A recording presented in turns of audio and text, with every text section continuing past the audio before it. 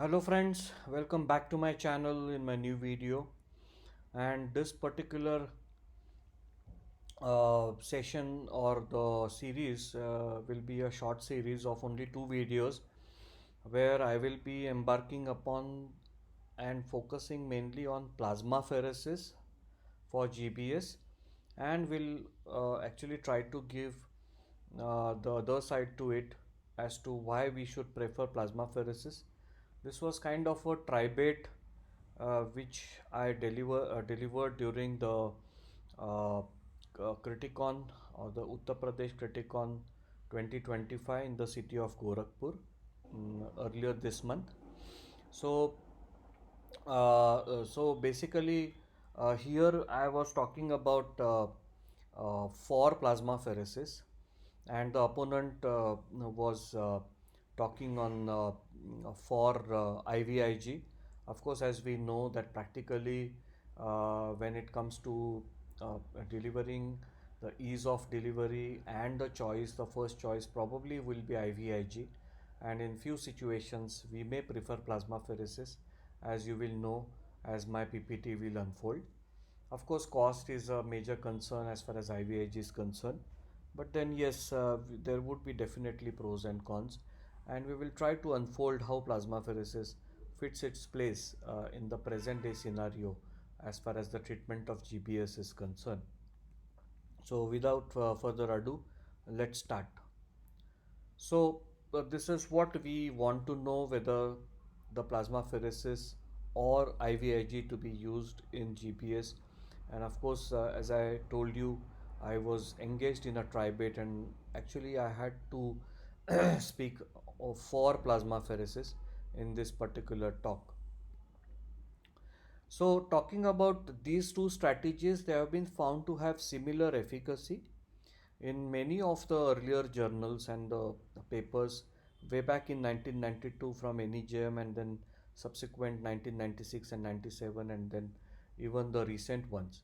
So this is very important that we should know that they may have had similar effects to start with. And when we talk about plasmapheresis per se, it is most effective when they are instituted in the first 7 days of illness.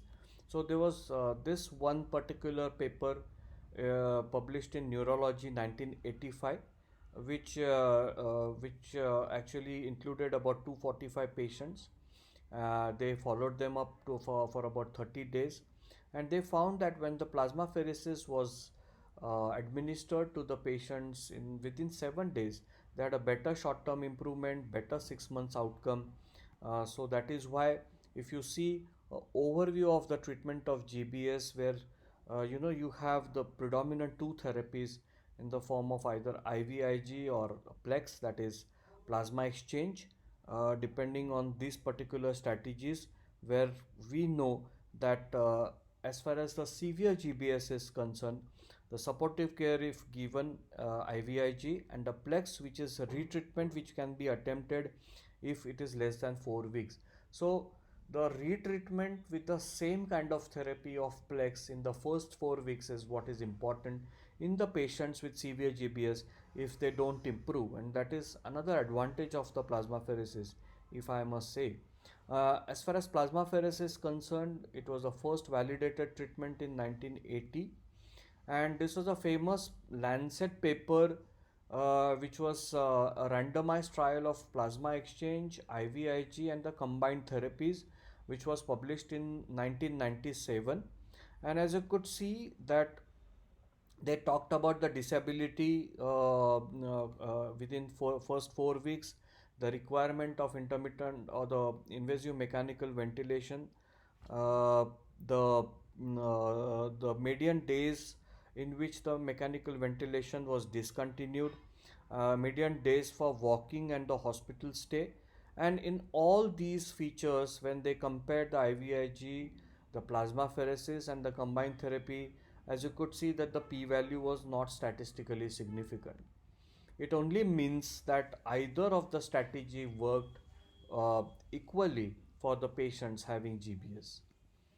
And this was a Cochrane database which was published in 2014, which talked about the same disability, the death, the relapse or the retreatment, discontinuation of therapy, and the adverse event.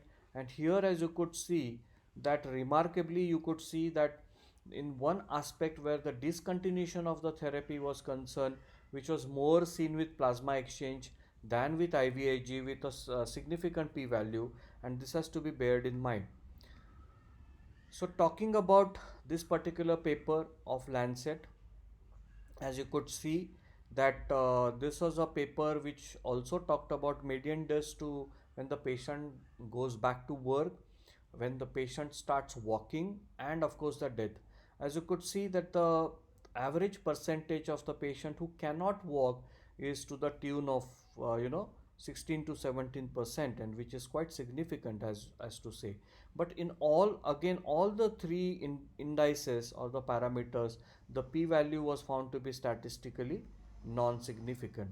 So this was probably the message which I wanted to give in this particular set of video, where we talked about this Lancet paper, and which compared the plasma exchange versus IVIG and the combined therapy. So in my second video, I will discuss about the further things as to what are the distinct advantages of the plasmapheresis and the distinct disadvantages of the IVIG, and why we may prefer plasmapheresis in few subset of patients of GBS. So that's all for now. Tata, bye bye, take care.